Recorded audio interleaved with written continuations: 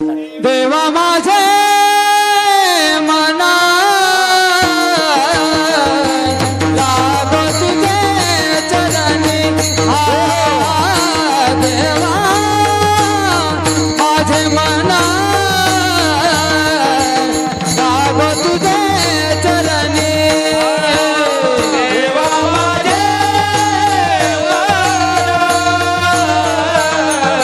लागो तुझे चरणी देवा माझे लागो तुझे कृपावंत किती दीन बहु आवडती त्यांचा भार वाहे माथा करी योग क्षेम चिंता भुलोने दिवाट करी धरी लावी नीट त्यांचा भार वाहे माथा करी योग क्षेम चिंता तुका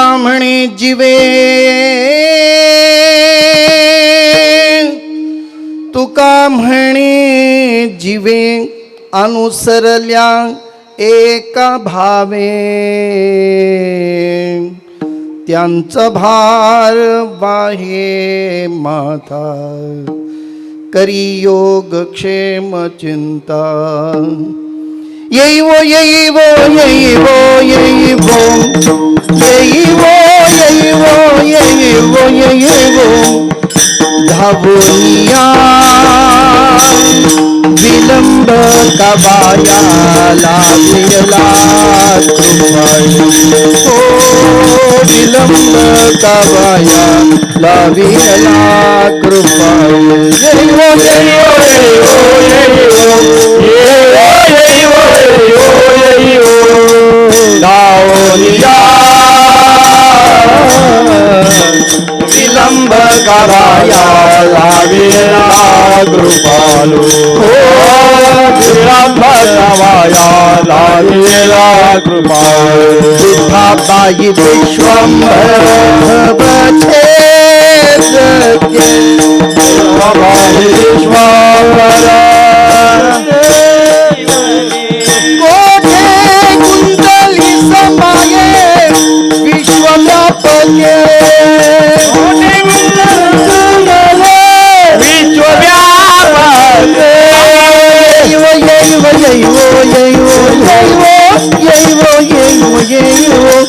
धावूनिया विलंब कराया लावेला कृपा हो विलंब कराया लावेला कृपा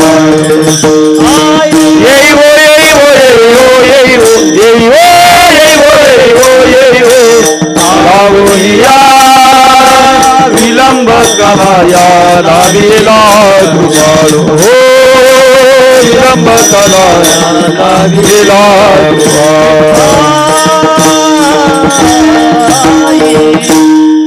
येईवो येईवो येईवो येईवो येईवो येईवो येईवो येईवो धावूनिया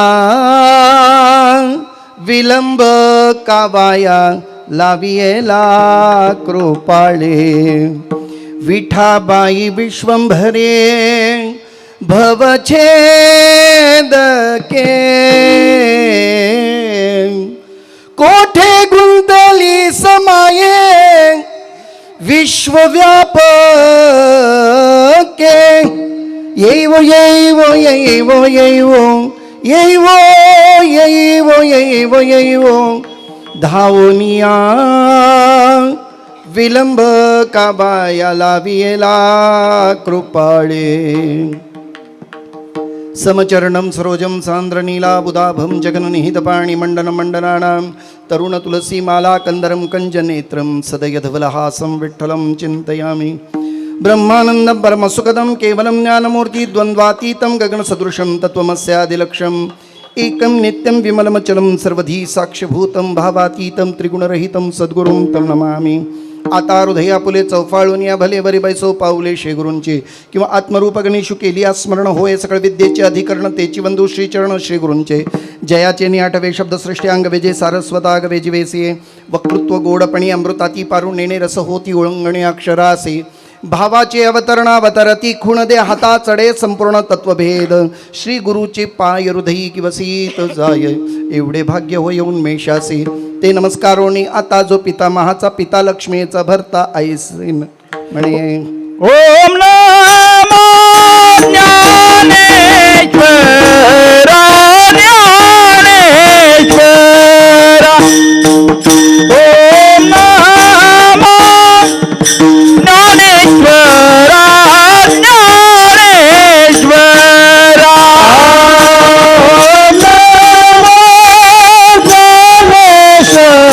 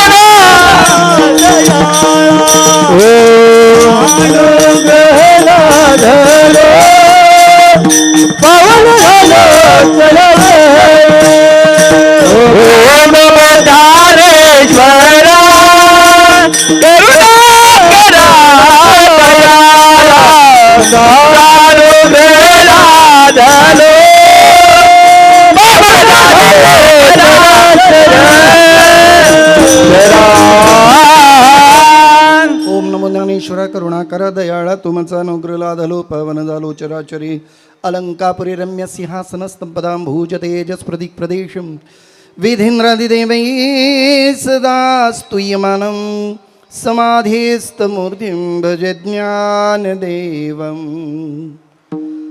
पवनतनय संकट हरण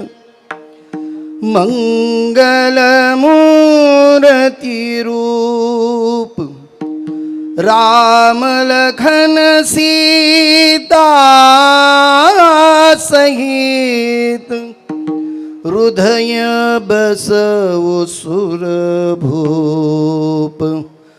बाली समय रब्बी भक्षिलियो तब ते न हो लोको भयो अंधियारो काहे सो त्रास भयो जग कोय संकट काहू सो जात न टारो देवन आनी करी बिनती तब छांट दियो रबी कष्ट निवारो को नहीं जान है जग में कबे संकट मोचन नाम तिहारो संकट मोचन नाम तिहारो लाल देह लालील सिंह अरधर लाल लंगूर वज्र देह दानवदलन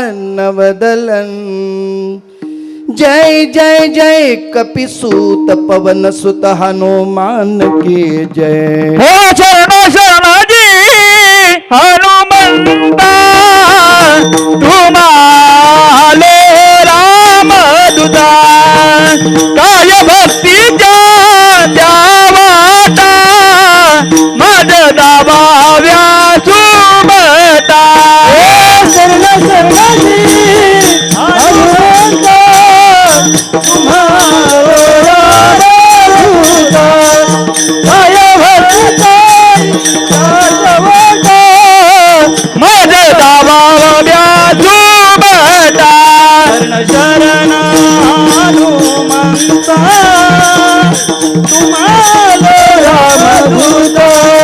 काय भक्तीच्या वाटा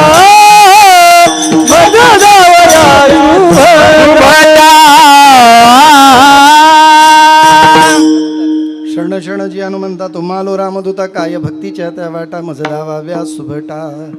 उपस्थित प्रेमळ संत सज्जनो, आपणा सर्वांच्या अर्थात भगवत चिंतन प्रित्यर्थ कार्यक्रमाच्या अंतर्गत नियोजित वेळेतील नियोजित सेवेअंतर्गत निवडलेला अभंग देहूचे सुप्रसिद्ध साधू जगतवंद्य जगद्गुरू श्रीमंत तुकोबाराय यांचा 4 चरणाचा आपणा सर्वांच्या कदाचित परिचयाचा असेल किंवा नसेल, परंतु अर्थबोध करणारा अभंग आहे. ज्या अभंगाच्या परिणितीचा विचार केला तर तो अभंग प्रत्येक वारकऱ्याच्या जीवनाशी संबंधित आहे.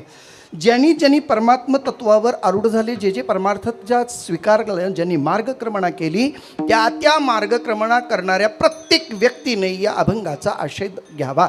अर्थातच आश्रय घ्यावा. याचं कारण आहे आपल्याला जीवनामध्ये कधीही अपयश येणार नाही. नव्हे, परमात्म्याची तत्वता आपल्याला कळेल. जगद्गुरू तुकाराम महाराजांनी हाच परमात्म्याचा मुख्य स्वभाव आपल्यासमोर ठेवलेला आहे. भगवंताचा काही स्वभाव असतं असं विचार करायचं झालं तर मी प्रत्येकाच्या बाबतीत अगदी बोलून जाईन. प्रत्येक माणसाची स्वतःची आयडेंटिटी असते. ती आयडेंटिटी म्हणजे ओळख. आय कार्ड म्हणतो आपण त्याला. आयडेंटिटी ओळख असेल. कोणत्या पद्धतीने ओळख केली जाते तर 3 प्रकारामध्ये ओळख केली जाते. प्रत्येक व्यक्तीच्या व्यक्तिमत्वाशी संबंधित आहे. या जगात कोणतीही व्यक्ती आपल्याला जर पाहायचं झालं तर 3 गोष्टीने ती प्रभावित करते, नवे आपल्यावर आरूढ होते. पहिली गोष्ट आहे माणसाचं रूप, दुसरी गोष्ट आहे माणसाचा स्वभाव आणि तिसरी गोष्ट आहे माणसाचं कार्य. कोणत्या ना कोणत्या तरी एका कारणाने का होईना माणूस आपल्या हृदयामध्ये ते स्थान मिळवतो, प्राप्त करतो. तसं विचार केला तर एक तर सर्वप्रथम आपण रूपाशी संबंधित असतो, दुसरं म्हणजे स्वभावाशी संबंधित असतो आणि तिसरं म्हणजे कार्याशी. आपण या 3 तत्वाचा गोष्टीचा विचार आपण या अभंगाच्या द्वारे चिंतन करणार आहोत. पहिलं चिंतन का मी एवढं सांगेन की आजच्या अभंगामध्ये जगद्गुरू तुकाराम महाराजांनी देवाचा स्वभाव आपल्यासमोर दाखल केला. का असं बरं सांगावं वाटलं तुकोबारायांना? त्याचं कारण आहे, परमार्थ करण्याकरता निघालेल्या प्रत्येक व्यक्तीनं ज्या उपास्य देवतेची आपण आराधना करतो त्या देवाचं तत्व आपल्याला कळलं पाहिजे, तर ते आत्मसात होतं, नव्हे ते आपल्यावर आरूढ होतं. अन्यथा केलेली उपासना ती फलद्रूप ठरत नाही. म्हणून एखाद्या व्यक्तीला आपल्यापर्यंत आणायचं असेल, आपल्याला त्याच्या हृदयात स्थान मिळवायचं असेल तर पहिली गोष्ट त्याचा स्वभाव ओळखता आला पाहिजे. एकदा का त्याच्या स्वभावाशी निगडीत झालात की तो अतिशय सोपा वाटायला लागतो. परमार्थ देव लांब नाही, फक्त त्याच्या स्वभावाशी आमचं अजून जुळलं नाही. माझं बोलणं कळलं तर ठीक. आपलं अजून त्याच्याशी जुळलं नाही, त्याचा स्वभाव आम्हाला नीट कळला नाही किंवा आमच्या स्वभावाचा त्याच्याशी कधी संबंध आला नाही. जर तो आला तर मात्र किती सोपं आहे. त्यासाठी चिंतन मांडत असताना जगद्गुरू तुकोबाराय म्हणतात, माझा परमात्म्याचा स्वभाव आहे, तो स्वभाव आहे तो कृपाळू. हे त्याचा स्वभाव आहे बरं का. तो परमात्मा कृपावंत आहे. आता कृपा आणि कृपावंत चिंतन फार महत्त्वाचं आहे. कृपा असेल तर एकांगाने होते, कृपावंत असलं की त्याच्या अनेक तत्वांची विचारसरणी त्यात घेतली जाते. उदाहरणार्थ बऱ्याच वेळेला आपल्याला म्हणता येतं एखादा माणूस एखाद्या गुणाने श्रेष्ठ असेल तर त्याला गुणवान म्हणतात, पण तो अनेक गुणांनी प्रभावित असेल, श्रेष्ठ असेल तर त्याला काय म्हणतात? गुणवंत. हा वंत शब्द फार महत्त्वाचा आहे. तो गुणवंत आहे, क्रियावंत आहे, दयावंत आहे. एक दया नाही, अनेक प्रकारची दया संभवित केली की दयावंत, गुणवंत, कीर्ती. बघा आता सगळे शब्दप्रयोग तुमच्या घरामध्ये घ्या आता ते. म्हणजे हे सगळं गुणवंत, वंत या शब्दाने अनेक व्याप्तीचा विषय मांडलाय. भगवान परमात्मा कृपा करतो यात नवल काही नाही, पण तो एका अंगाने नाही सर्वांगाने त्याचा विचार केला तर तो कृपावंत आहे. किती आहे हे सांगता येत नाही. याला अनिर्वाच्य शब्दप्रयोग म्हणतात. अनिर्वाच्यता का? उदाहरण तुमच्या समोर ठेवतो. समुद्र पाहिला की नाही? हो तरी म्हणा, नाही तर नाही तरी म्हणा. हां, पाहिला की नाही? मग आता बसले जेवढ्या लोकांनी पाहिला त्यांनी सांगा बरं मला किती लिटर त्याच्यामध्ये पाणी आहे. तुम्ही एकदा पाहिलं असाल तर मी अजून तुम्हाला 2-4 दिवस तिथं थांबायला सांगतो. बोला, सांगता येईल का? काहीच सांगता येत नाही, अनुमान करता येतच नाही. मग त्याला प्रयोग येतो किती अनिर्वाच्य, त्याला सांगता येत नाही. तसा परमात्मा किती कृपावंत आहे सांगता येत नाही. म्हणून कृपावंत किती हे त्याचं उत्तर आहे. किती नाही सांगता येत. जसं तुकोबाराय म्हणतात, काय सांगो आता संताचे काय, म्हणजे तुकोबारायांना प्रश्न पडावा काय, अहो सांगता येत नाही हे काय शब्दांनी सांगितलं जातं. तसं किती तुकोबाराय म्हणतात नाही सांगता येत. मग कदाचित त्याचा दृष्टांताच्या माध्यमातून तुम्हाला कळेल. महाराज म्हणतात कृपावंत किती, किती कृपावंत आहे. कृपावंत आहे तर तो कसा आहे, दीन बहु आवडती. त्याचा स्वभाव सांगत असताना म्हटलंय या परमात्म्याला दीन आवडतात. आता दीन अंगाने कोणतं, तर चिंतन केलं तर आपल्याला दीन या शब्दाची व्याप्ती कळेल. मी अभंग चिंतनामध्ये दृष्टांताच्या माध्यमातून कसा दयावंत आहे किंवा दिनांना कसा आपलंसं मानतो या गोष्टीचा विचार आपल्यालाही पटेल. कदाचित सांगण्याचा मी प्रयत्न करणार आहे. तो दीन असतील त्यांना तो आवडतोय. कुणाला, देवाला आवडतो. जो दीन होतो तो देवाला आवडतो. आता तुम्ही आणि मी दीन आहोत का असा प्रश्न केलात तर अजूनही आपल्याला वाटतं तसं आपण दीन झालेलो नाहीत. चिंतनात कळेल आपल्याला. दीन बहु आवडती, आम्ही त्याला आवडत नाही याचा अर्थ आम्ही दीन झालेलो नाहीत. मग दीन झाल्याशिवाय देव घेत नाही. मग दीन व्हावं लागतं तर कसं व्हावं लागतं आपण चिंतनात बघूया. महाराज म्हणतात तो दीनवान त्याला तो स्वीकारतो, त्याच्यावर कृपा करतो. म्हणजे नेमकं काय करतो, दीन आवडतो त्याच्यावर कृपा करतो म्हणजे काय करतो, त्यांचा भार वाहे माथा. बघा एखादी भार म्हणजे ओझ, तुका म्हणे माझे तुम्हा संतावरी ओझे. हे ओझ वेगळं आणि भार वेगळं. चिंतन असं आहे, ओझ म्हटलं तर काय होईल, एखादी वस्तू आहे ती तुमच्याजवळ दिली, त्याचं तुम्ही काय करायचं ते ठरवा, कसं घ्यायचं ते तुम्ही ठरवा. भार म्हटलं तर तुकोबाराय म्हणतात तो काय करतो, तो सर्व त्या दिनांचा भार आपल्या माथ्यावर घेतो. म्हणजे त्याची सर्वस्व जबाबदारी घेतो. एखाद्याची जबाबदारी घेणं इतकं सोपं नाही. ओझं उचलणं सोपं आहे पण जबाबदारी घेणं सोपं नाही. एक जबाबदारी घेतली ती आम्हाला पार पाडता येत नाही. लग्न करून आणलेली बायको, कळते ना आपल्याला, आयुष्य संपलं तरी तिचा म्हणजे भार वाहता सोपं आहे का. अहो भार वाहणं, सर्वस्व करणं. तुकोबाराय म्हणतात तो देव त्यांचा भार वाहे माथा आपल्या स्वतःच्या जबाबदारीवर घेतो. काय करतो, करी योग क्षेम चिंता. भार घेतो म्हणजे काय, योग करतो, त्यांचा खातो. हा करी आहे, क्रियापद 3 ठिकाणी लावा. करी योग, करी क्षेम, करी चिंता. तो सर्व करतो. चिंता करतो म्हणजे कशी करतो, आता चिंतन परत बघूया.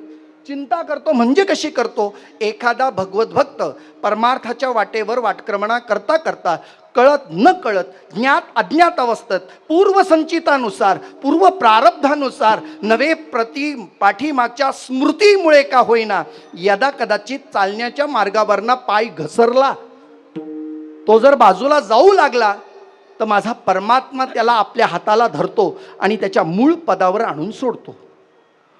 एक तर त्याला बाजूला जाऊ देत नाही आणि गेलाच तर त्याला स्वतःच्या पदावर, आपल्या व्यवस्थेवर आणून ठेवतो. भुलो नेदी वाट. भगवत भक्तांनी आपली वाटक्रमणा जी निश्चित केली आहे, संत मार्गाच्या पावलांवर पाऊल ठेवत चाललेलं आहे, तेणेची पंथे चालू जाता परंतु अडचणी येतात. मग अशा वेळेला जर यदा कदाचित, मी परत म्हटलंय, पूर्वसंचितानुसार, पूर्वसुकृतानुसार, त्याच्या पाठीमागच्या संस्कारानुसार यदा कदाचित त्याची पाऊलवाट चुकली तर तो परमात्मा त्याला हाताला धरतो आणि त्याच्या मूळ पदावर आणून सोडतो. इतकंच नाही, हा देव त्याची सेवा करण्याचं कारण काय आहे. जी माणसं या पदापर्यंत पोहोचली, दीन झालीत, म्हणजे काय झालं तर त्यांनी स्वतःचं जीव आणि सर्व भाव त्यांनी देवाला अर्पण केलंय. जीव आणि भाव ज्यांनी देवाला अर्पण केलंय आणि ते स्वतःला दीन मानतात, त्यांच्यावर देव कृपा करतो. तुका म्हणे जीवे अनुसरल्या एका भावे. एक भावानं जे प्रयत्नशील परमात्म्याशी एकरूप होतात, देव त्यांचा भार वाहतो. याचा विचार आपण नंतर करूया. विठाला. या कन्नमवार परिसरामध्ये जो अखंड नामयज्ञ सप्ताह महोत्सव या ठिकाणी संपन्न होतोय, सर्व भाविक मंडळी स्वयंभू हनुमान मंदिर ट्रस्ट आयोजित अखंड हरिनाम सप्ताह व गाथा पारायण आपल्या सर्वांचे श्रद्धास्थान आदरणीय हरिभक्ती स्वानंद सुखनिवासी स्वामी गणेशनाथ महाराज आणि त्यांच्या या जन्मस्मृती दिनानिमित्तानं त्यांच्या कृपा आशीर्वादानं सद्गुरू स्वामी तपोनिधी विद्यमान मठाधिपती अरविंदनाथजी महाराज नवीन शिवथरघळ संशोधक म्हणून ज्यांचा उल्लेख केला जातो, बाबांच्या या कृपा आशीर्वादाने त्यांच्या मार्गदर्शनाने गेले अनेक वर्षाचा परमार्थ या ठिकाणी संपन्न होतो आहे. मला असं वाटतं याही पूर्वी मी एकदा येऊन गेलो आहे, पुन्हा एकदा येण्याचा योग माझ्या परमार्थातले प्रेमादरणीय हरिभक्तीपरायण आपल्या संपूर्ण परिसराचं वैभव, आमच्या परिसराचं वैभव केसरकर सर गुरुजींनी या ठिकाणी ही निमंत्रण मला या कार्यक्रमासंबंधाने दिले. तुम्हा सर्व मायबापांचं या निमित्तानं दर्शन घडलं. एकाच्या कैवाडे उगवी बहुतांची कोडे या निमित्तानं पुन्हा एकदा अनेक मंडळी जी नित्यनेमानं मला पाहतात ती मंडळी पुन्हा एकदा भेटलीत. त्यांचा एक मी आदर या ठिकाणी व्यक्त करतो. परिसरातले आमच्या गावाच्या बाजूला असलेले प्रसाद वाजे आणि याही मुलांना निमंत्रित केलं, तो परिवार या ठिकाणी उपस्थित आहे. आणि बरोबर माझ्याबरोबर आलेले सगळे गायनाचार्य असतील, मृदुंगमणी, कथा कीर्तनकार असतील, सगळ्यांना मला जरी ज्ञात नसले तरी सर्वांच्या पवित्र चरणाला प्रणिपात करतो आणि वाङ्मयीन सेवेला सुरुवात करतो. विठाला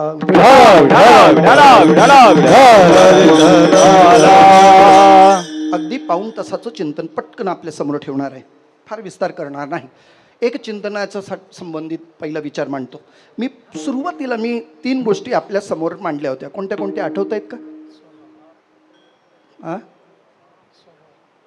बरं आहे तुमचं विसरता म्हणून बरं आहे. तुम्ही जर आठवण ठेवली तर मग परत कीर्तन करायची काय गरज. पहिलं रूप, पुढे स्वभाव आणि कार्य. परत परत ऐका. पहिलं काय सांगितलं? रूप. दुसरं स्वभाव आणि तिसरं कार्य.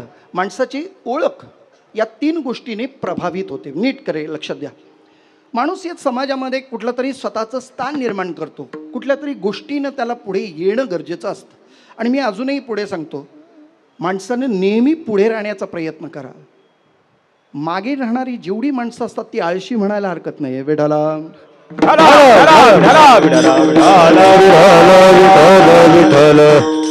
कोणतंही कार्य असू द्या, कोणतंही कार्य असू द्या, म्हणजे पुढं पुढं करणं वेगळं, कळतं ना भाषा. उगाच पुढं पुढं करणं वेगळं, पुढं राहणं म्हणजे कार्य संपन्न असणं.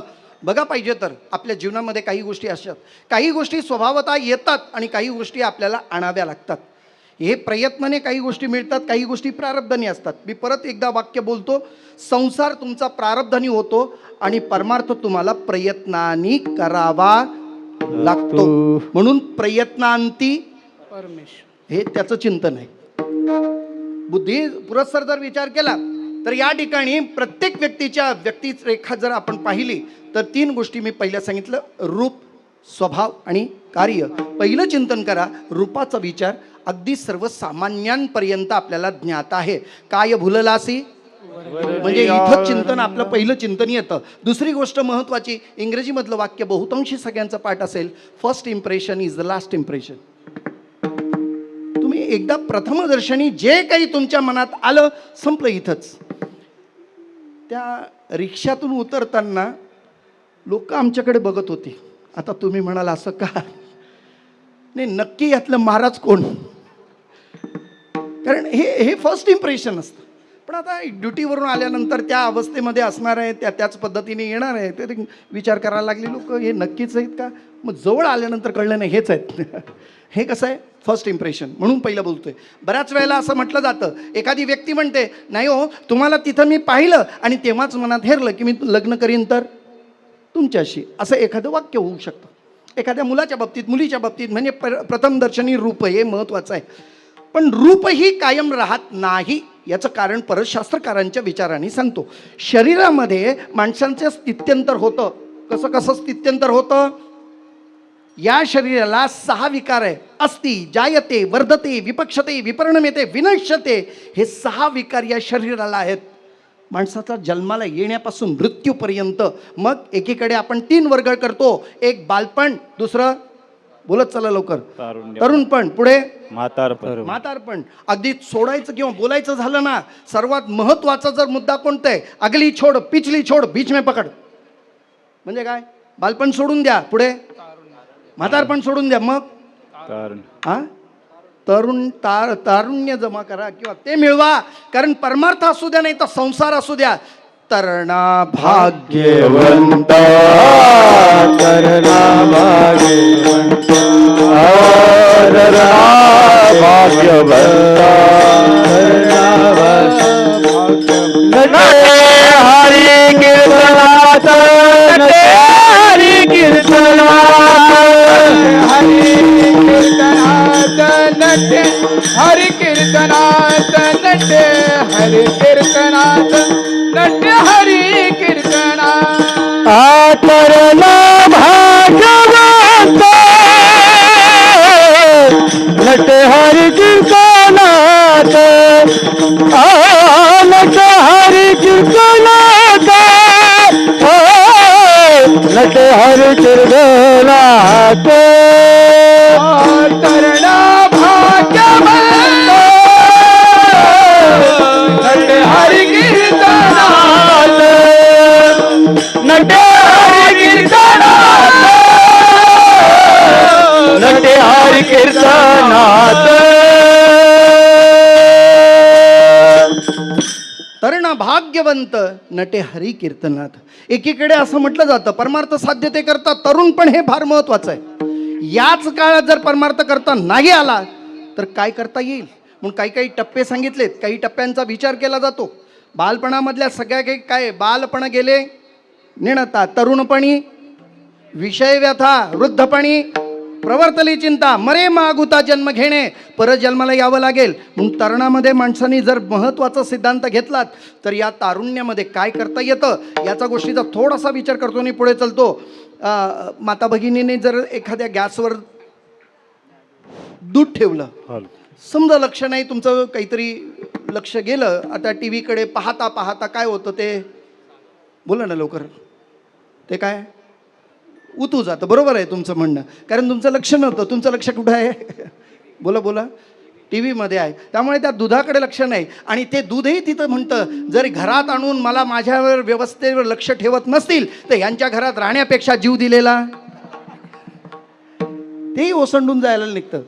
बरं, एकदा कदाचित ते दूध उतू जायचं असेल तर ती महिला जी कोणी असेल ती धावत पळत जाते. भले थोडासाही विचार बाजूला करत नाही, पळत जाते. एकतर गॅस कमी करते, बंद करते, नाही तर वरून फुंकर मारते. कशाला हो बोला बोला लवकर, दूध वर जाऊ नये म्हणून. मी बोलू का, खरंच सांगतो, आता तुम्हाला सांगतो, यांना माहिती आहे पण तुम्हाला सांगतो. दूध उतू जाते म्हणून नाही. दूध जेव्हा उतू जातो तेव्हा दुधावरची वरची महत्वाची आहे. देवाला द्यायचा असू दे नाही तर बुवाला द्यायचा असू दे, साईची हिंमत नाही कपात उतरायची. कारण तेव्हापासून कळलंय सायमन परत जा. नाही गेलं तर बोट अडवतं पण थांबवतं. कशासाठी? ती साई ही फार महत्वाची आहे. दुधावरची साई जसं तुपात रूपांतरित होते तसं तारुण्य परमार्थाच्या टोकापर्यंत जाऊ शकतो. विठाला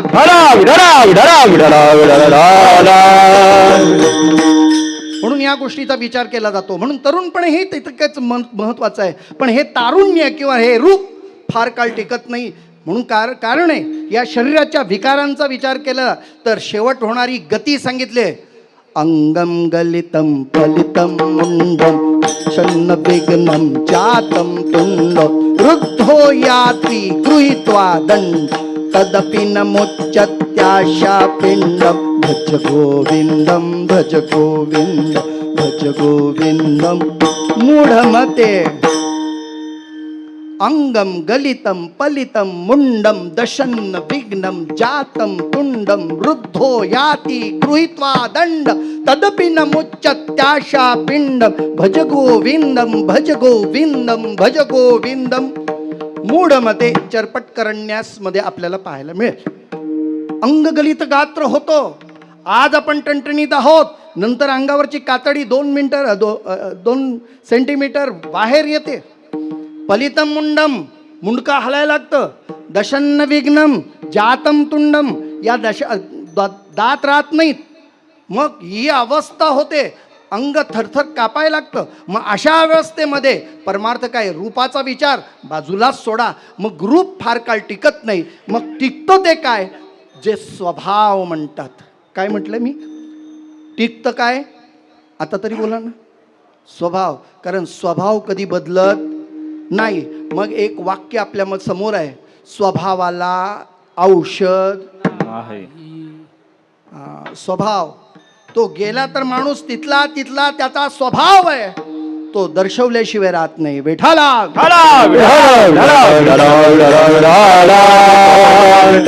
अवस्थेचा विचार केला तर माणूस रूपापेक्षा स्वभावावर फार प्रेम करतो. कधी कधी रूप बाजूला ठेवतो, कारण स्वभावाकडे माणूस लक्ष केंद्रित करतो. अगदी मी थोड्याशा एक चिंतनामध्ये तुम्हाला सांगतो बघा, पाहिजे तर पटलं तर घ्या. कसं आहे, उन्हाचे दिवस आहेत, खूप तहान लागली आहे. तुम्हाला समोर 2 भांडी ठेवली आहेत. एका भांड्यामध्ये सोन्याचं भांडं आहे, त्यात गरम उकळतं पाणी आहे, आणि दुसरं आहे मातीचं मडकं, त्याच्यामध्ये थंड पाणी आहे. कोणतं घ्याल? बोला लवकर. मातीच्या मडक्यातून ते काळं टिकवर आहे. बोला आता, तुम्ही प्रेम कशावर केलं? रूपावर नाही केलं, मग कशावर केलं? स्वभावावर. सोन्याचं भांड आहे, किमतीनं महाग आहे, पण तरी सुद्धा त्याच्यातलं असलेलं पाणी हे उकळतंय, ते उपयोगाचं नाही.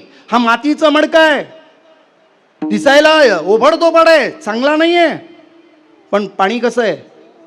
थंड. म्हणून कधी कधी आपल्याला कॉन्ट्रास्ट बघायला मिळतात. सुंदर मुलगी आहे आणि कुरूप मुलगा आहे. कसं लग्न केलं काय माहिती? ते म्हणते मी त्यांच्या रूपाला नाही पाहिलं. कशाला पाहिलं? बोला लवकर. आता स्वभावाला पाहिलं. काही काही वेळेला सुंदर मुलगा आहे पण सावळी मुलगी केली. का नाही? त्याचं रूप नाही पाहिलं, तुझं काय पाहिलं? स्वभाव. म्हणून स्वभावाशी निगडीत माणसं तुम्ही आणि मी असतो.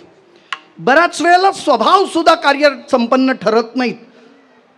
पुढच्या टप्प्यावर जातो. कुठला? तिसरा टप्पा काय सांगितलं होतं? कार्य. माणसं कार्यावर जातात. पाहायचं आहे तर तुम्हाला लगेच उदाहरण देतो. पहिला मुद्दा, बऱ्याच वेळेला कीर्तनकारांना एखादी ओवीचा अर्थ सांगा असं कोणी म्हणत नाही, या अभंगाचा अर्थ सांगा असं कोणी म्हणत नाही, पण आमच्या मुलीला एखादा मुलगा बघा हे म्हणतात की नाही. म्हणजे कीर्तनकारांसाठी काही सुविधा आहेत ते अशा आहेत. विठाला विठाला विठाला विठाला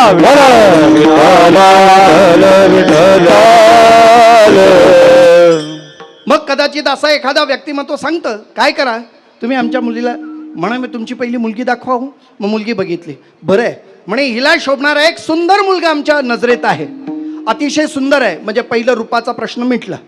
बरं, स्वभाव कसा आहे? तो म्हणे स्वभाव अतिशय शांत आहे, काही म्हणजे जास्त काहीच नाही, अगदी शांत. म्हणजे शांत म्हणजे कसा? तोंडात बोट घातलं तरी चावणार नाही. आता ते काही कुत्रं नाही आहे, पण म्हणण्याची एक पद्धत आहे. मग असा स्वभाव आहे. बरं ठीक आहे, रूपाला पसंत झालं, स्वभावाने पसंत झालं. आता राहिलं कार्य. करतो काय असं विचारल्यानंतर त्यांनी सांगितलं काही करत नाही, आई बापाच्या पेन्शनवर जगतोय. द्याल का मुलगी? लवकर बोला ना. का नाही देणार? कार्यशून्य असलेल्या माणसाचे काही कदर राहतले नाही. म्हणून एक सांगून जातो, सगळ्यांना विनंती करतो, जोपर्यंत शरीरामध्ये आमच्या शक्ती आहे, आम्ही कार्यरत आहोत, तोपर्यंतच आम्हाला आदर आहे, मान आहे, सन्मान आहे. जेव्हा अंगातली शक्ती संपेल, नवे कार्यक्षमता संपेल, तेव्हा घरातली माणसंसुद्धा आपल्यापासून पारखी होतात. परत बोलतो, कामावर असताना अण्णा आले, अण्णा आले, अण्णा आले, या अण्णा, बसा अण्णा, घ्या अण्णा, चहा देऊ का, कॉफी देऊ का? कारण घरात अन्न चालू आहे. कळतं ना आपल्याला? एकदा कंपनी बंद पडली, अण्णा घरी बसला तर त्या अण्णाला सांगावं लागतं ना, ओरडावं लागतं, अरे चहा तरी द्या. तो अण्णाच अण्णाला मुकतो. ही अवस्था आहे. म्हणजे कार्यक्षमतेला फार महत्त्व दिलं जातं. आज देवाच्या बद्दल, कार्याबद्दल बोलायचं नाही, देवाच्या रूपाबद्दल बोलायचं नाही, आपल्याला बोलायचं आहे ते स्वभावाबद्दल. याचं कारण काय आहे तेवढं फक्त बोलतो आणि लगेच अभंगाच्या चिंतनाकरता चलतो. स्वभाव का? त्याचं कारण आहे, स्वभाव जर नीट कळला तर व्यवहार साधक बाधक करता येतो, व्यवहार आपल्याला योग्य रीतीने करता येतो, पण स्वभाव कळलं पाहिजे. वेडाला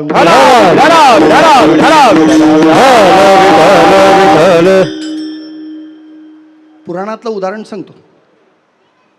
उद्दालक ऋषी आणि विवाहबद्ध झाल्यानंतर काहीशा महिन्यानंतर असं त्यांची बारीक म्हणजे क्षीण होत चालले होते, प्रकृती बिघडत चालली होती, अंगावरचं तेज गेलं होतं. बाकीच्या सगळ्या ऋषींनी विचारलं, उद्धालकजी अहो असं का, काय कारण आहे?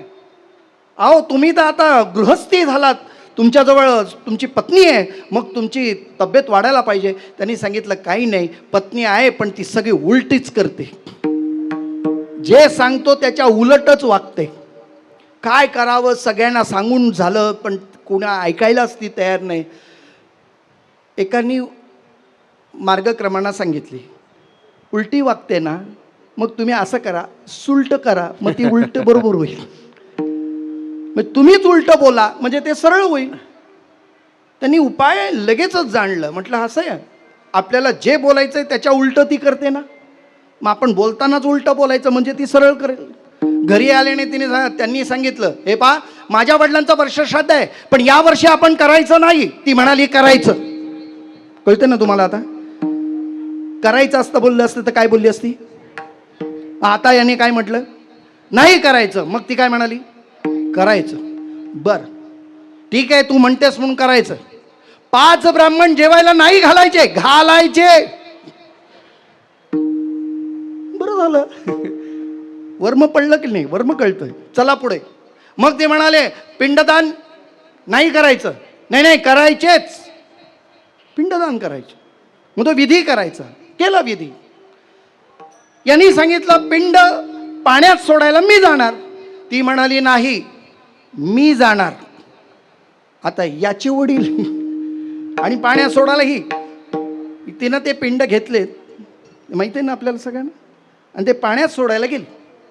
हे म्हणाले अगं पुढे जाऊ नको, पाण्याचा प्रवाह जास्त आहे, खोली जास्त आहे नदी पात्राची, नको जाऊ. ती म्हणाली मी जाणार. अरे वाहून जाशील. कळतंय तुम्हाला? आता पुढं गेली, पाण्याच्या प्रवाहात गेली वाहून. जशी वाहून गेल्याबरोबर उद्धालक ऋषी धावत धावत धावत वरच्या अंगाला गेले. नदी पात्राचं पाणी असं वाहतंय आणि ते उलट्या दिशेला गेलं. तिथे काही ऋषी स्नान करत होते. त्यांनी विचारलं, उद्धालकजी एवढ्या गडबडीत धावत धावत तुम्ही इथं का आलात? म्हणे काही नाही, माझी पत्नी वाहून गेली. मग वाहून गेली तर वरच्या अंगाला कशाला, खालच्या अंगाला जा. ते म्हणाले नाही ती उलटी वागते त्यामुळे ती उलटी वर आली असेल. काय असेल ते असेल, मला फार सांगायचं नाही. हा स्वभाव ओळखलं की व्यवहार घडतं. तसं परमार्थाचा आणि देवाचा स्वभाव आम्हाला ओळखता आला पाहिजे. कदाचित आम्हाला तो ओळखता येणार नाही. का येणार नाही? स्वभाव ओळखण्यासाठी सातत्य आणि जवळीक असावी लागते. विठाला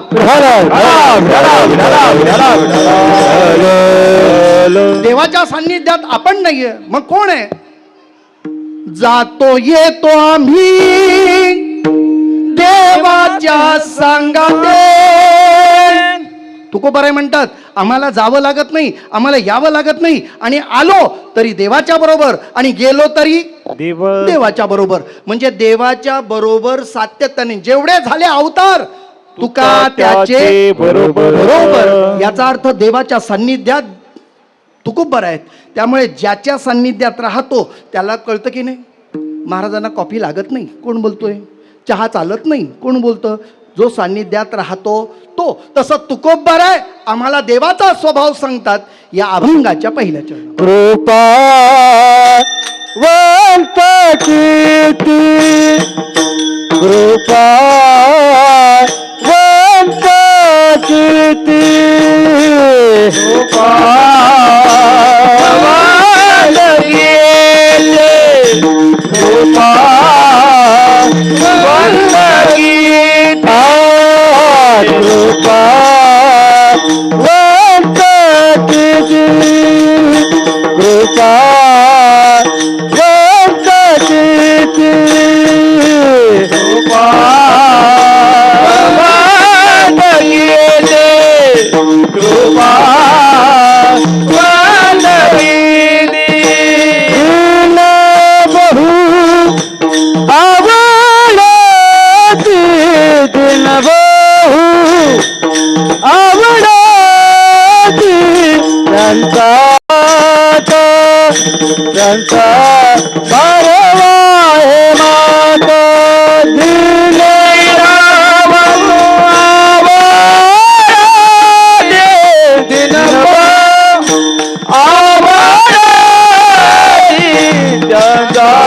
भरे वाहे माता त्यांचा भरे वाहे माता कृपावंत दीदी दिन बहु आवडती दिन बहु आवडती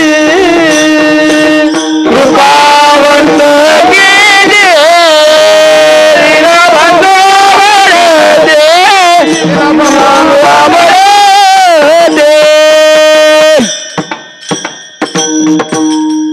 जगद्गुरु तुकाराम महाराजांनी भगवान परमात्म्याबद्दलची जी स्वभाव लक्षणं आपल्या समोर सांगितली, याचा अर्थ भगवान परमात्मा कसा आहे त्याचं दृष्टांत स्वरूपाने आपण त्याचं चिंतन करणार आहोत. कृपा आहे करतो, कृपा करतो म्हणजे नेमकं काय करतो असा प्रश्न आपल्या समोर ठेवेल. मी एक दोन प्रकारे तुमच्या समोर मांडतोय.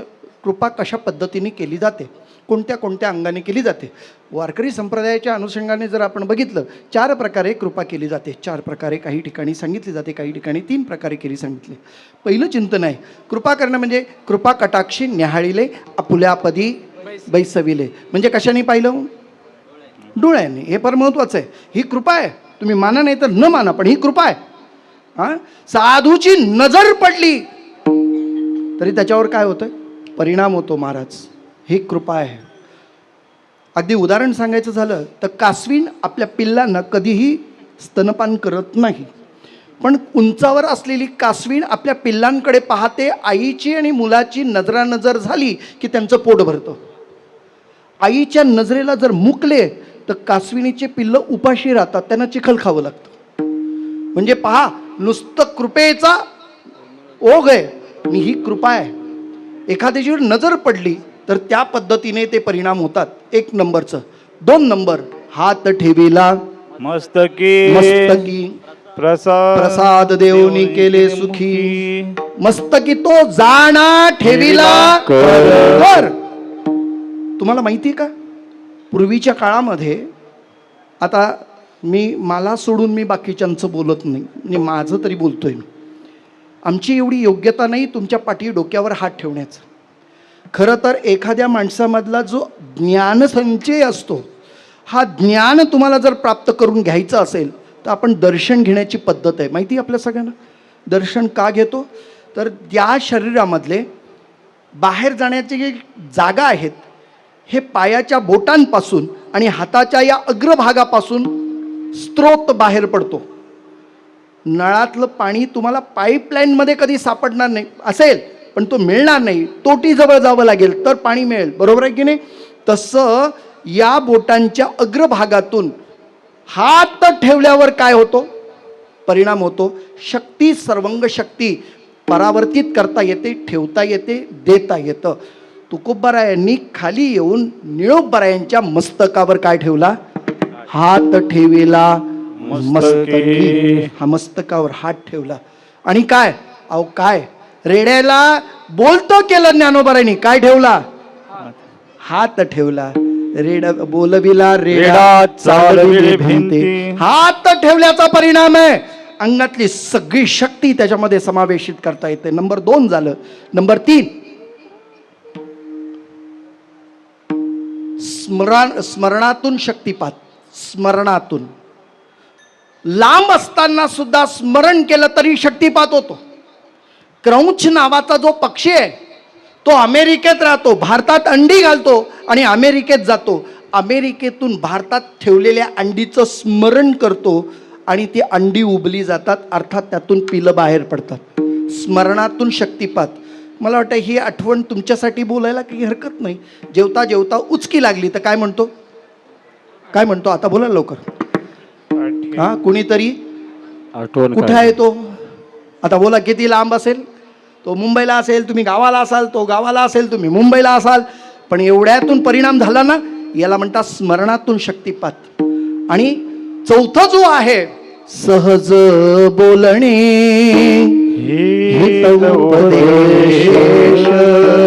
ज्ञानोबा सहज बोलले. त्या विसोबाचा अड्ड्याला काय म्हणाले? सर पडता खेचर. हो, सर पडता. काय झालं? ज्ञानोबारांच्या मुखातून वाक्य गेलं काय? आणि तोच विसोबा चाटी, विसोबा खेचर झाला आणि नामदेव महाराजांचा गुरु ठरला. विठाला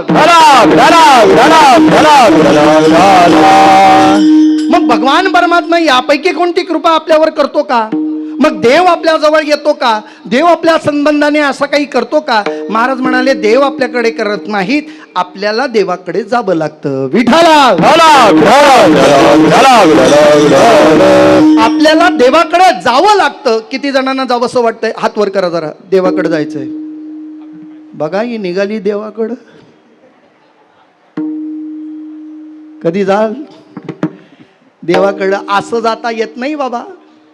देवाकडे जाणं म्हणजे काय? बोला लवकर.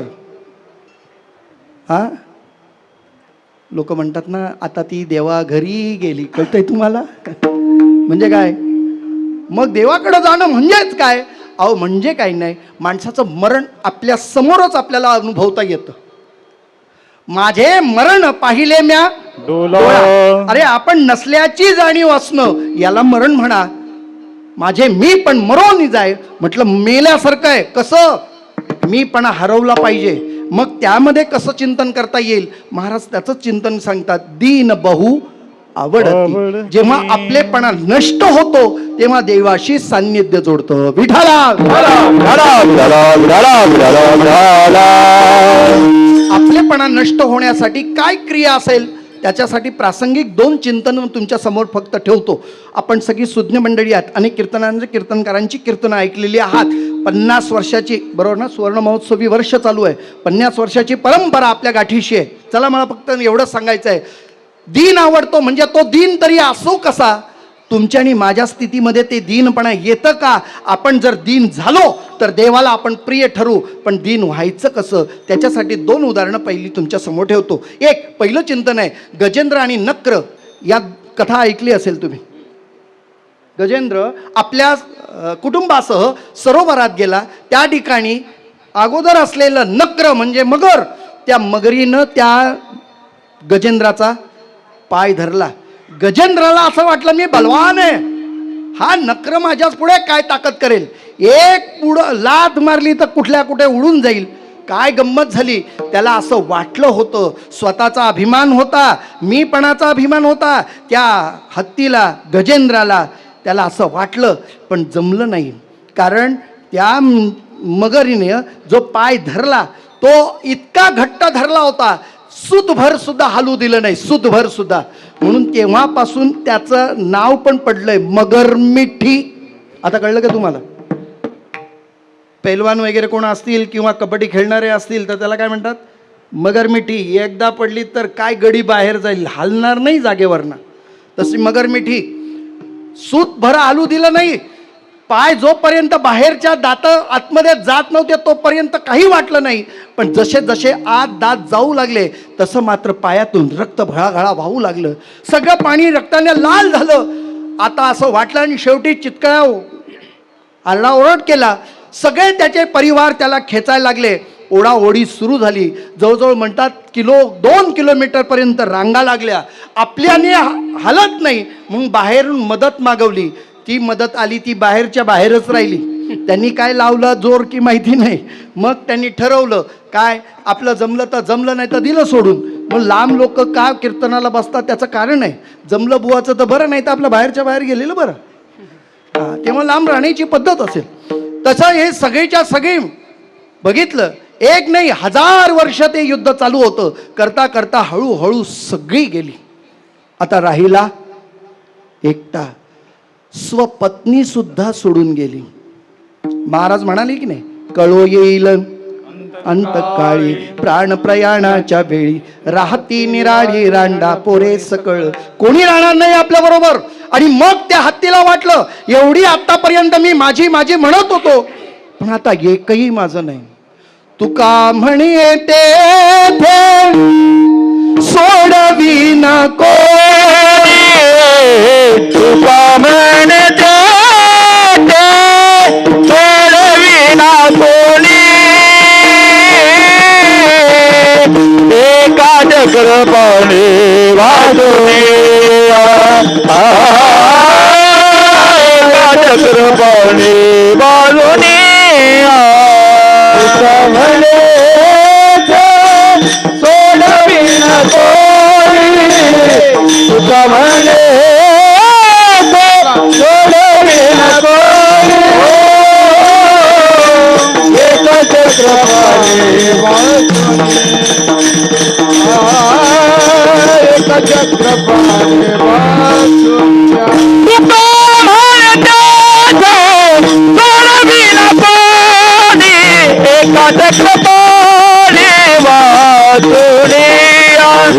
एका चक्रपाणी वाचुनिया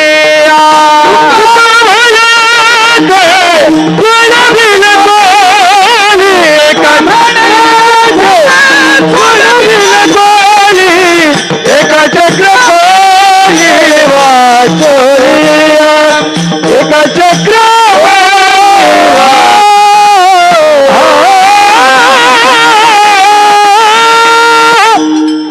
तुका म्हणे तेथे सोडविना कोणी एका चक्र पाणी वाचून या. त्याच्या लक्षात आलं आता कोणीच नाही. या अवस्थेला दीन म्हणा. आता नीट ऐका, जमतं का बघा. ही वेळ जेव्हा येते आपल्या स्वशक्तीचा अनुभव येतो, आपल्या कौटुंबिक विचारांचा अनुभव येतं, आपली सगळी मदत बंद होते, मग कळतं आता देवाशिवाय दुसरं कोणी नाही. समोर असलेलं कमळाचं ते फूल सोंडेमध्ये उचललं आणि असेल कोणी ब्रह्मांड नायक म्हणून त्याच्या नावाने आरोळी ठोकली आणि ते फूल असं भगवंताच्या दिशेनं अर्थात वरच्या बाजूने असं उडवलं. दुपारची वेळ होती, 11, 11:15, 11:30 जमले वाजले असते. देव जेवायला पाटावर बसले होते. हातामध्ये तो ताट घेऊन लक्ष्मी तिथं आली आणि ती पाटावर ठेवणार एवढ्या त्याची हाक आल्याबरोबर चटकन उठले. लक्ष्मी विचारते कुठं. देवाला इतका वेग होता, गरुडाला बाहेर काढत बसलं नाही. हक कहे लक्ष्मी ती कहे गजराज, आगे छुटत है गोली पीछे होता आवाज. एवढा वेग होता देवाला, कोठे न दिसे पाहता उडी घाली अवचिता. देव तिथल्या तिथं अवतीर्ण झाला. ह बोलायला लक्ष्मीकडे आणि ती म्हणायला गजेंद्राजवळ. हत्ती एवढंच बोलायचं होतं. हे केवढा वेग असेल हो. एवढा वेगाने परमात्मा आला आणि त्या आपल्या गजेंद्राला त्याने आपल्या जवळ घेतलं. मला का सांगायचं आहे, कधी स्वीकारलं परमात्म्याने. जोपर्यंत कुटुंब वात्सल्याचा स्वतःच्या शक्तीबद्दल अभिमान होता तोपर्यंत देव आला नाही. जेव्हा कारुण्य रूपानं त्याला हाक मारली तेव्हा मात्र देव मागचा पुढचा विचार न करता धावत येतो. यासाठी पहिलं स्वतः दीन व्हावं लागेल तरच देव स्वीकारतो. विठाला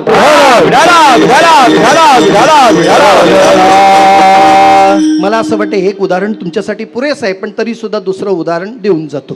हां, दोन्ही उदाहरणं एकाच ठिकाणी आहेत म्हणून मी ती उदाहरणं देतोय. पहिलं एक, दुसरं सगळ्यांच्या परिचयाचं आहे. द्रौपदीचं माहिती आहे आपल्या सगळ्यांना. तिला भर सभेमध्ये आणली. तिनं सगळ्यांकडे पाहिलं. 5ही जणांच्या माना खाली घातल्या होत्या, त्यामुळे त्यांना काही बोलता येत नाही. कृपाचार्य, भीष्माचार्य, द्रोणाचार्यांकडे हात पसरले, पण कुणी तिला मदत केली नाही. कारण ती म्हणताय तुझं बरोबर आहे, पण आम्ही काही करू शकत नाही, कारण ज्याची इच्छा आहे त्याची न्याय.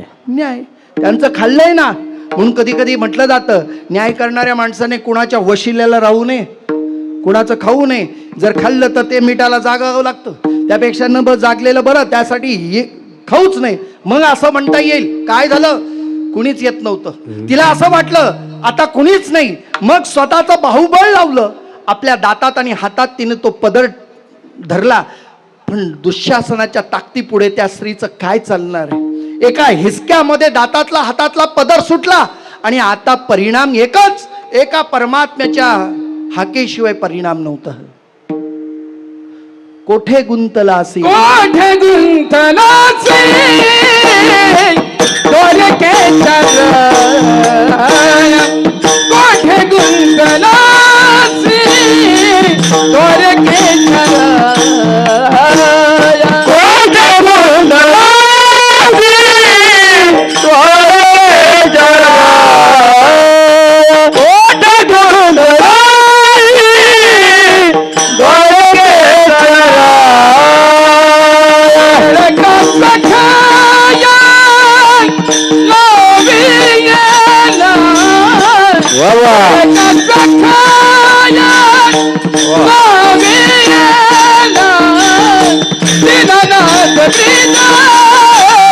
सांभाळी आपुले दीनानाथ पीड सांभाळी आपुले वेळ दोष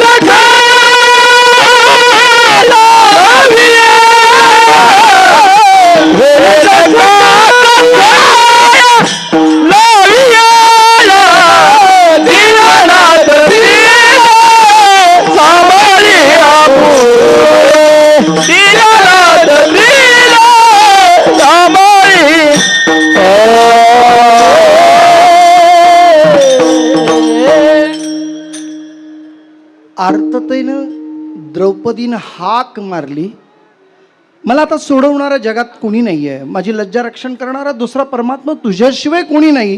ही जी अवस्था आहे तिला दीन म्हणतात. ऐकता ना तुम्ही?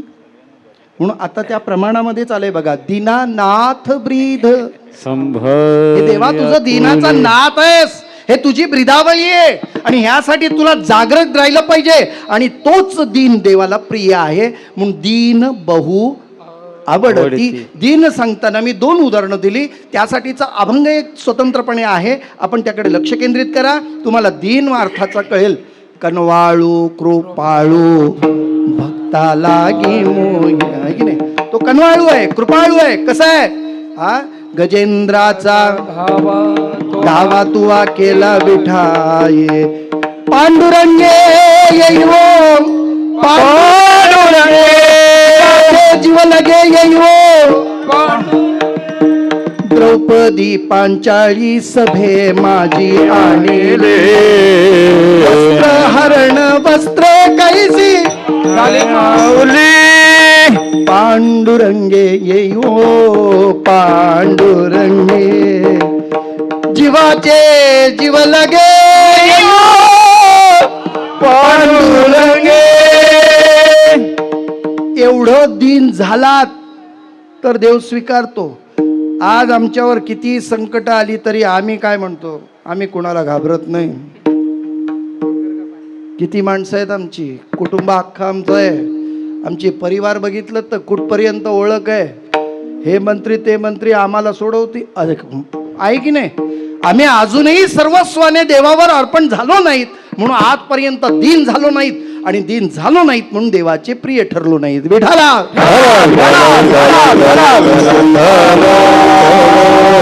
मग अशा वेळेला तुम्हाला दीन झाल्यानंतर तो परमात्मा काय क्रिया करतो हे जर अनुभवायचं असेल तर अभंगाचा दुसरं चरण.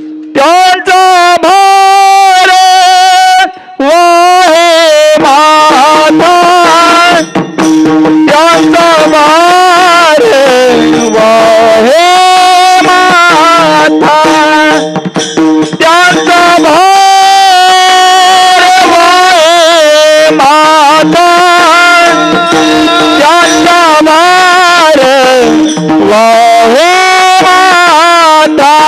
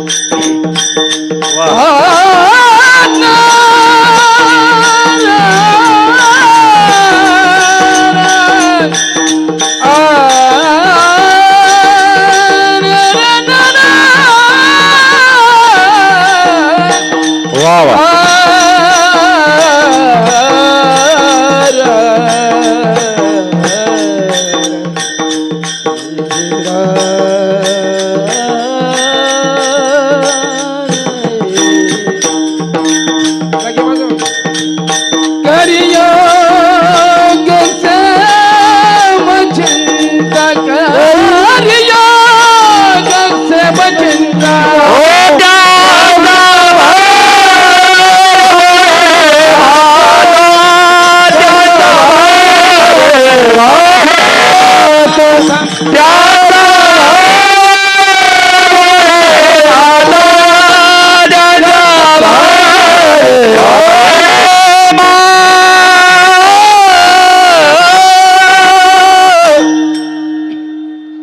असं आळवलं ना तर देव माथावर भार घेईल त्याच्या. कधी घेतो देव आपला भार? सर्वस्व देवाला अर्पण केल्यानंतर. अंबरीशीसाठी जन्म 10 घेतले. अंबरीशीसाठी काय होतं? दुर्वास आले होते. त्यांच्या अगोदर पाणी म्हणजे द्वादशी पारणं सोडायचंय, व्रत आहे द्वादशीचं. दुर्वास जे आंघोळीला स्नानाकरता गेले ते परत यायलाच वेळ नाही. बरं, सूर्योदयापूर्वी पारणं सोडायचंय, आता काय करायचं? आलेल्या निमंत्रित अतिथीच्या अगोदर आपण भोजन केल्याचं पातक लागेल ना. काय करावं? सगळ्या ऋषीजनांना विचारलं, कुठे शास्त्रात काही सापडत नाही, काय करावं नेमकं कळत नाही. मग त्यांनी असं म्हटलं की मी फक्त आचमन केलं, पाणी घेतलं तर उपवास सोडल्याचं, पारणं सोडल्याचंच होईल आणि काही न खाल्ल्याचंही होईल. म्हणे ठीक आहे. सगळ्यांनी मान्यता दिली आणि फक्त आचमन केलं. दुर्वासांना कळलं की अंबर ऋषींनी माझ्या अगोदर भोजन केलं, शाप दिला, तुला 10 जन्म घ्यावे लागतील. कुणी घेतले? बोला लवकर. देवाला जन्म घ्यावे लागते, त्यांचा भार वाहे माथा. का भक्त आहे तो? त्यांनी सांगितलं काय चूक झाली माझी देवा? नाही, त्याचा सगळं देवाला करावं लागलं. आणि हेच महत्वाचं आहे की देव केव्हा करतो? जेव्हा सर्वस्व आपण देवाला अर्पण करतो. मग महाराज म्हणतात त्याचा भार, त्याचा सगळं जबाबदारी आपल्या अंगावर घेतो. देवा त्या भक्ताला काही करू देत नाही. म्हणजेच काय? योग करतो, क्षेम करतो आणि चिंता वाहतो. आता विस्तारित करत नाही कारण वेळ संपली. आता राहिलेली 2 चिंतनं करतात, 2 उदाहरणं देतो आणि या अभंगाला पूर्णत्वाला नेतो. पहिलं चिंतन दुसऱ्या चरणासाठी आहे, योग, क्षेम आणि चिंता. देव कसा वाहतो त्याचं चिंतन करायचं झालं तर विठ्ठल विठ्ठल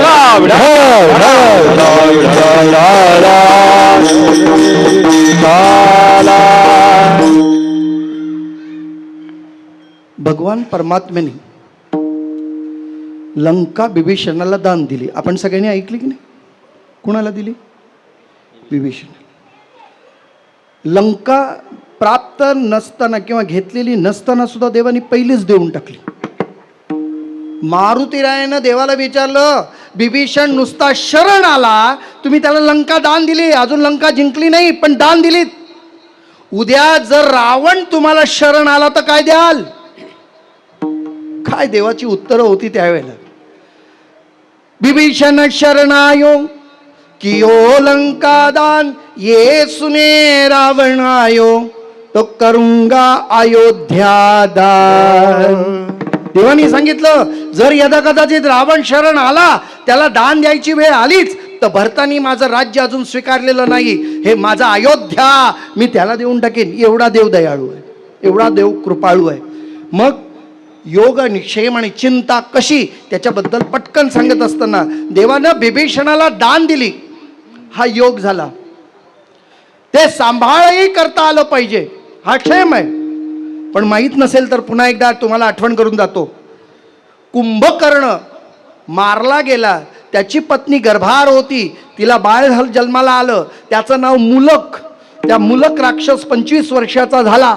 त्या आईनं सांगितलं, बाळ्या हे जे लंका विभीषणाकडे जी आहे हे तुझंही अधिकार त्याच्यावर आहे, तुला माहीत नसेल तर सांगतो, हा तुझा भाऊ म्हणजे तुझा चुलता त्या रामाला जाऊन भेटला आणि त्याचा परिणाम आज त्याच्या ताब्यात ते राज्य आले.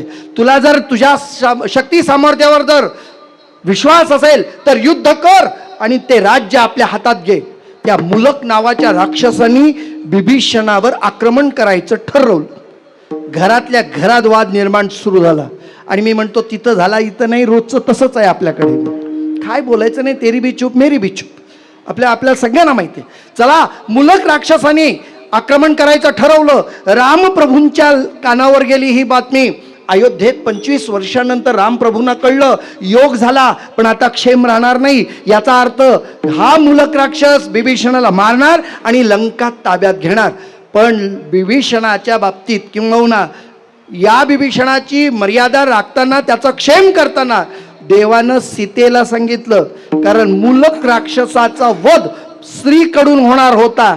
सीतेला सांगितलं पोशाख पुरुषाचे घालायचे आणि युद्ध करायचं. सीतेनं त्यावेळेला युद्ध केलं, मुलक राक्षसाला मारलं आणि लंका जशीच्या तशी होती तशी बिभीषणाच्या ताब्यात ठेवली. याचा अर्थ योग पण केला आणि क्षेम पण केला. आता चिंता कशी वाहतात याबद्दल बोलायचं असेल तर तिसरं चरण बोलणार आहे. तत्पूर्वी संप्रदायाच्या नियमानुसार हाताने टाळी वाजवा, पांडुरंगाचं चिंतन करा. उर्वरित 5-7 मिनिटात आपली सेवा संपेल. बेठो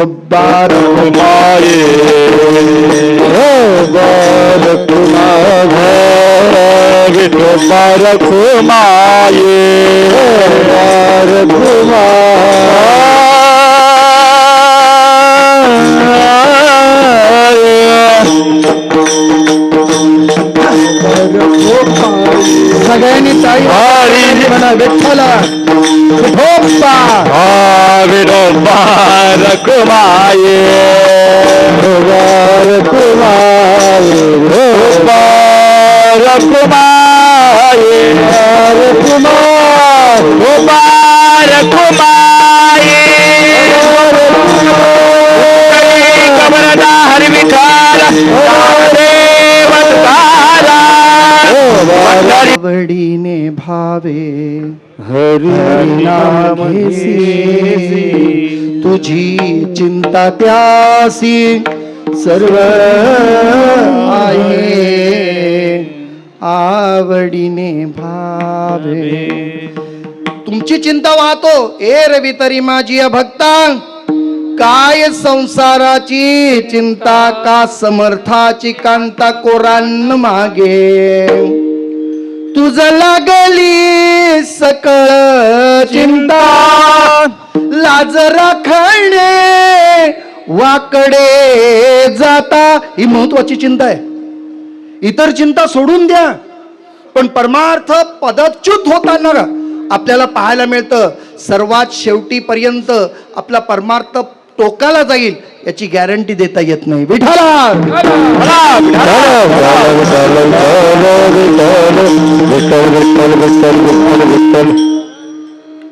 करोनाचा काळ संपला. त्या काळामध्ये सुद्धा कुणी मदतीच नव्हतं. अशा वेळेला बऱ्याच जणांची अडचण झाली होती. सांगणारा शिकवणारा कोणीच नव्हता. आपलंपणाचा कोणीही माणूस तिथे नव्हता. ते डॉक्टर काय निर्णय घेतील तेच. आणि मग ते तिथं सांगायचे, जिवंत राहायचं असेल तर पांढरे कांदे खायला लागतील. कळते ना तुम्हाला? भाषा कळली तर बरं होईल. निर्णय काहींनी घेतला बाबा. आमचा विश्वास तिथं संपला. एकीकडे आम्ही म्हणतो देह जाओ अथवा राहो, इथं कुठं राहायचं म्हणून सांगितलं. परमार्थ टोकापर्यंत जाईल याची गॅरंटी नाही.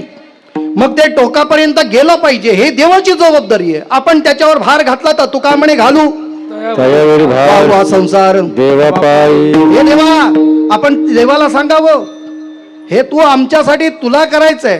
तू का म्हणे आता आपुल्या सायासे आम्हा जगदिशे सांभाळ. तू आता तुझ्या पद्धतीने सांभाळ. तसं चिंता वाहतो म्हणजे नेमकं काय करतो? अभंगाचं 3रं चरण पहा. फुलेने दिवाट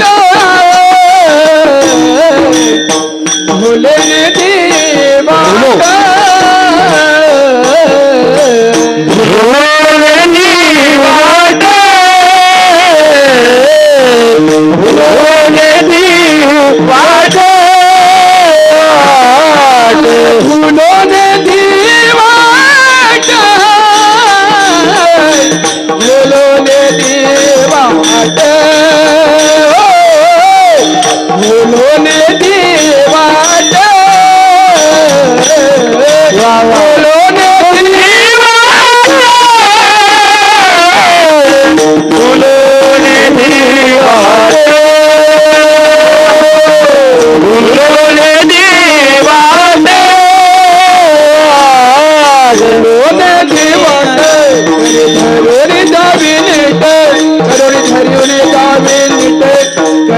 धरणी दाबी आ फुलोन दिवाट करी धरणी दाबी फुलोन दिवाट करी धरणी दाबी धरणी दाबी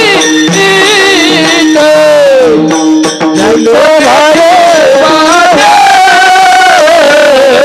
बोलो भाई माथा झंडो भाई माथा माता भूलो ने दी वाट भूलो ने दी वाट भूल पडते की नाही? काय म्हणतो माणूस? भूल पडतो. कशी? विषय ओढी. बस आपल्याला कळलं.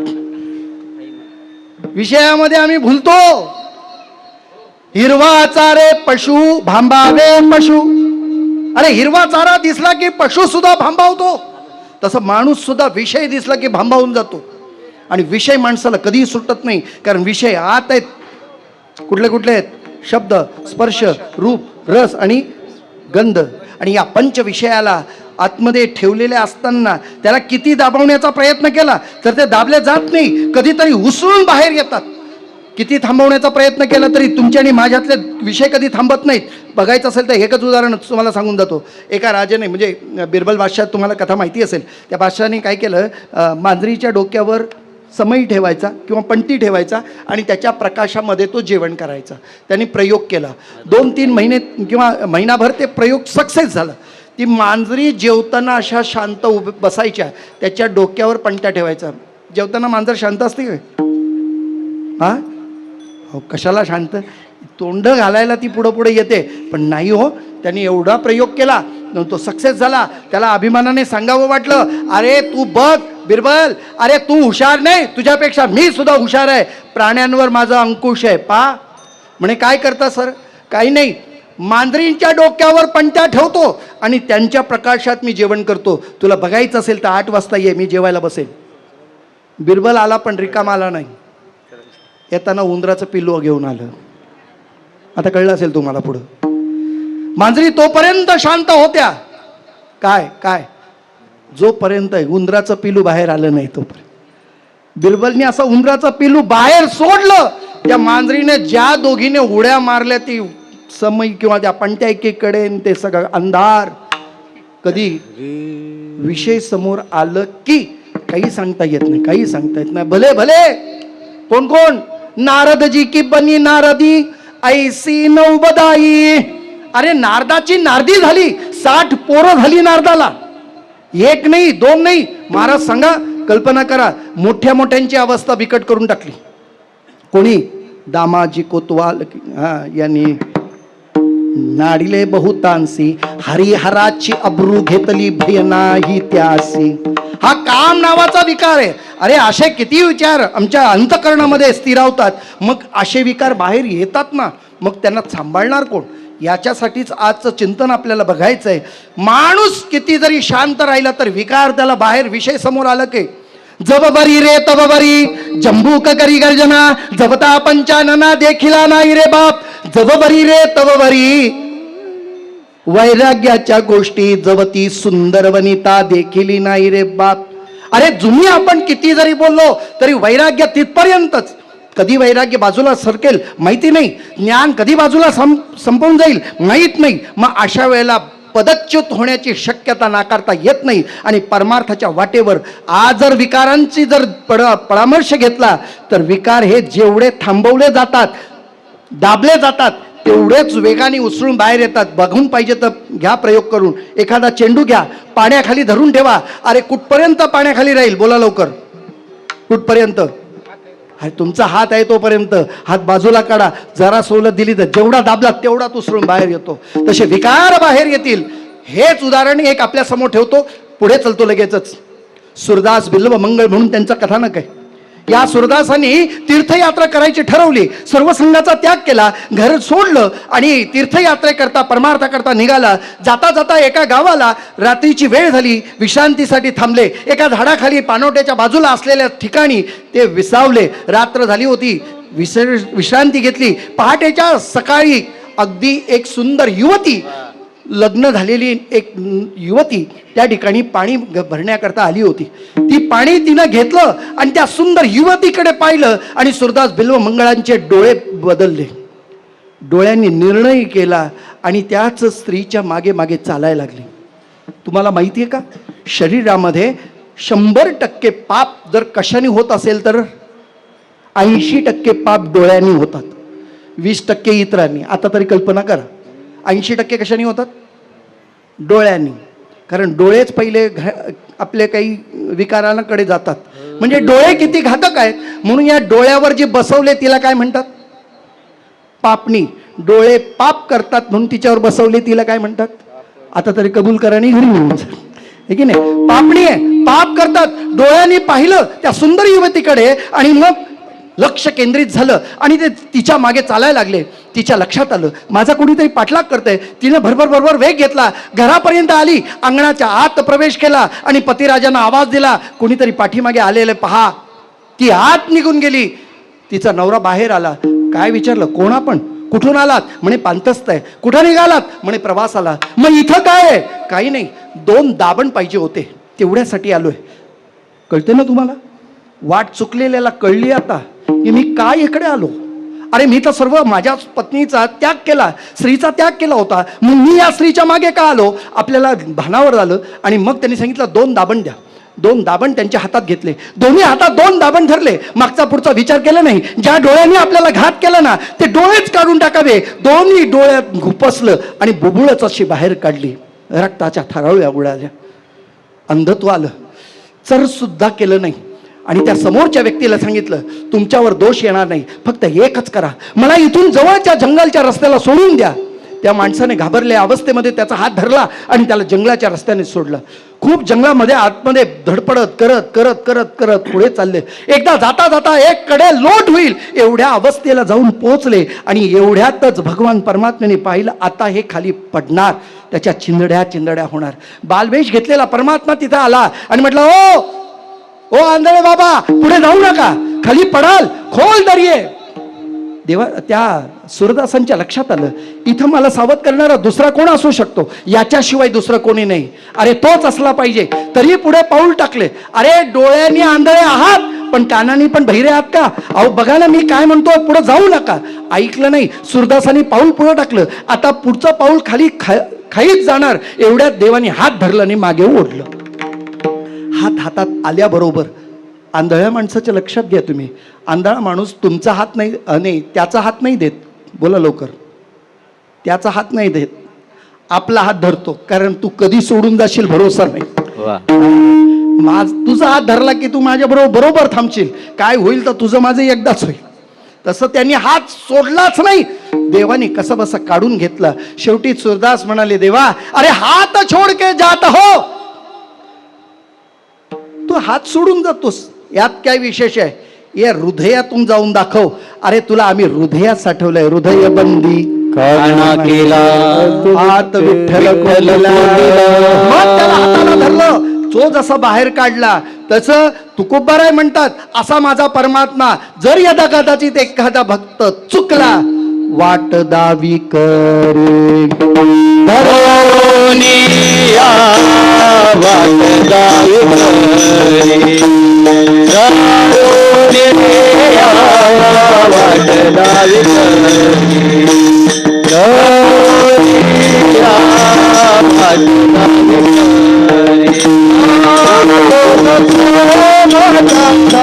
जाने लो वारे योग मजाचा, जाने लो भारी वाट दावी करे, धरोनिया वाट दावी करे, धरोनिया वाट दावी करे,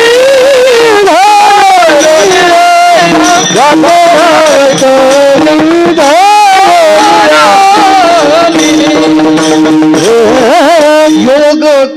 प्रेम त्यांचा जाणे जड भारी सगळं बघा याच्यामध्ये वाट दावी करी धरोनिया. परमात्मा आपल्याला मूळ पदावर आणून सोडतो. भगवान परमात्मा आपला हात धरतो, आपल्या नीट वाटेला लावतो. महाराज म्हणतात भुलो निधी वाट करी करी करी म्हणजे कर, धरी म्हणजे धरतो, कराला धरतो, करी धरी लावी नीट असा करतो. अशी चिंता देव वाहतो. पण कधी कुणाची? तर त्याच्यासाठी एकच, ज्यांनी सर्वस्व जीव भाव देवाला अर्पण केला त्याची अभंगाचं शेवटचं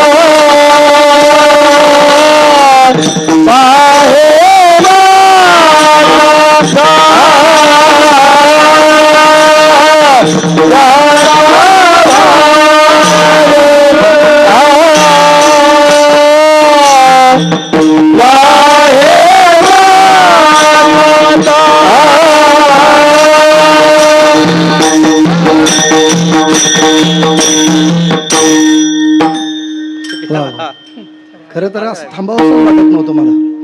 एवढी सुंदर गायनाचार्य भेटलेत मला. चांगले मृदुंगमणी या ठिकाणी उपस्थित आहेत आणि आपण सगळे श्रोतृवर्ग. मला नाही वाटत एकाने पण घड्याळ बघितलं. मी 10 वेळा बघत होतो. तुम्ही का बघत नाही मला कळत नाही. पण ठीक आहे, मी इथेच थांबतो कारण उद्या पुन्हा आपली कार्यक्रम प्रमाणे चालू राहील. खरं तर मी या मंडळाला खूप खूप धन्यवाद देतो. माझी तारीख 22 म्हणजे कालची होती, पण या कार्यक्रमामध्ये बदल करण्याचा सुचवलं आणि त्याप्रमाणे आपल्या सगळ्यांनी तीच मान्यता दिली. आपण सुद्धा स्वीकारलं, त्याबद्दल एकदा धन्यवाद तुम्हाला सगळ्यांना. या मंडळाचे जे कोणी पदाधिकारी असतील, जे कार्यक्रम प्रणालीवर जे कोणी असतील, त्यांना खूप खूप धन्यवाद देतो. उपस्थित असणारे सगळ्या गायनाचार्यांना खूप धन्यवाद. याबरोबर मृदुंगमणी माझ्याबरोबर आलेले आशिषजी गायकर आणि माझे जावई विकास महाराज कोस्तेकर आणि त्याचबरोबर गायनाचार्य रवी महाराज, भगवान महाराज, नरेश महाराज आणि ही मंडळी सातत्याने मला भेटतात. त्याच्यामुळे या सगळ्यांना मी धन्यवाद देतो. सगळ्यांचं नामोल्लेख केलं नसलं तर केसरकर सर पुन्हा एकदा तुम्ही या सगळ्यांना मला भेटवण्याची इच्छा व्यक्त केली. आपणा सर्वांना प्रणिपात करतो. लहान तोंडी मोठा घास गेला असेल क्षमा याचना करतो. तुका म्हणे जीवे अनुसरले एक भावे, आपलं जीव समर्पण करणं याच्यापेक्षा दुसरं काही नाही. कारण सर्वात जास्त माणसाला प्रिय काय आहे तो आपला बोला बोला. पण काय लोक म्हणायची पद्धत होते, तुझ्यासाठी काय पण असं म्हणत होते की नाही. पण काय, अरे वेळ आली तर तुझ्यासाठी मी काय देईन, हा जीव सुद्धा देईन. आणि खरंच आहे, तो जीव आहे ना, तो आपला कोणालाही देण्यासाठी नाही, जीव देवा ठिकाणी आहे. तुका म्हणे जीव भाव देवा पायी, ठेवून या काही न मागती. जीव कुणाला पण देऊ नका, जीव देवालाच द्या. भाव कुणावरही ठेवू नका, तर भाव देवाच्या ठिकाणीच ठेवा. एवढी जर क्रिया अंतःकरणामध्ये स्थिरावली तर आपल्यासाठी परमात्म्याला सुद्धा ह्या गोष्टी स्वीकाराव्या लागतील, कराव्या लागतील. कारण तो वचनबद्ध आहे, दीनानाथ ब्रीद सांभाळ्या नको केले पाऊ पाप पुण्य. ज्ञानेश्वर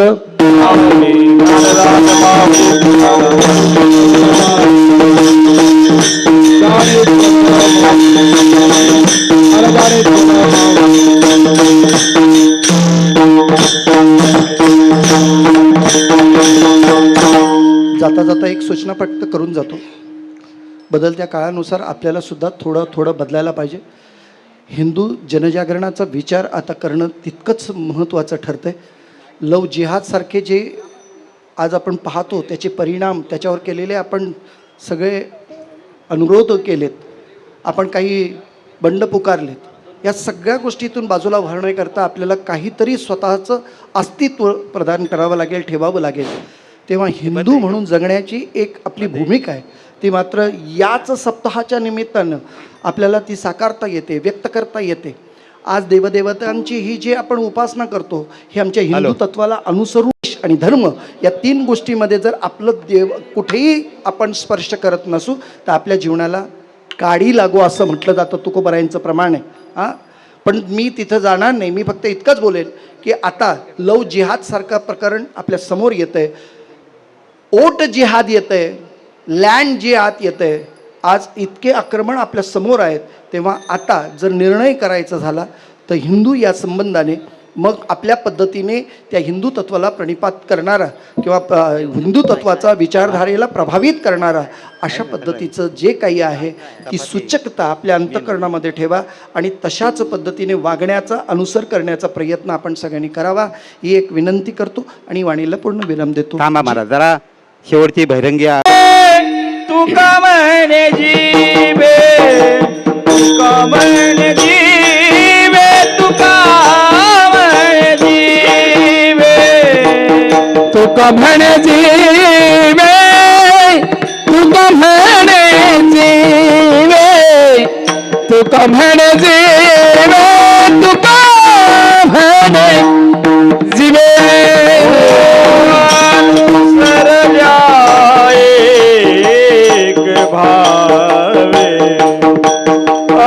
अनुसरल्या एक भावे, त्यांचा बारवाय माझा, त्यांचा बारवाय माथा. अनुसरल्या एक भावे, अनुसरला एक भावे, त्यांचा भारे वाहे माझा, त्यांचा भारे वाहे माथा. योग मचेंदा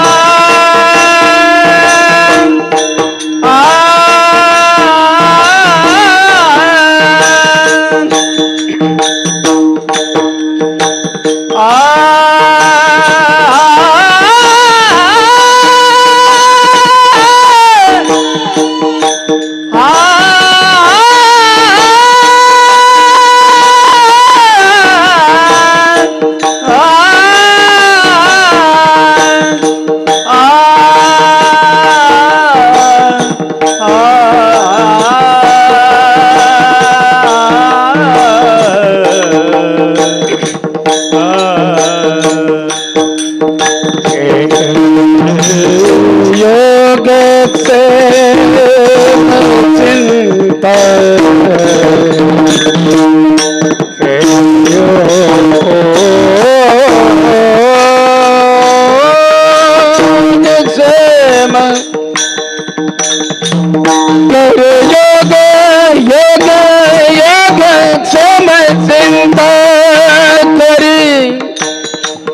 योग योग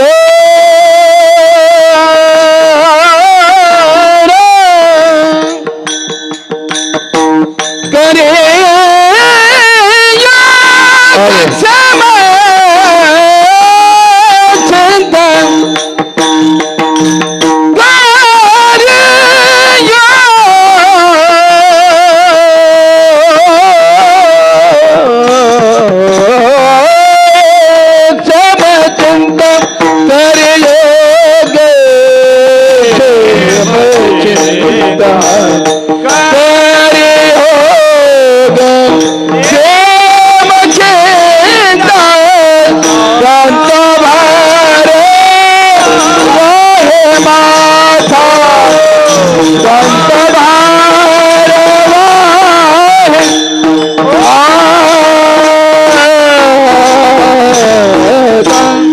न्यून्यते पुरते अधिकते सरते करून घ्यावे तुमते विनवितसे.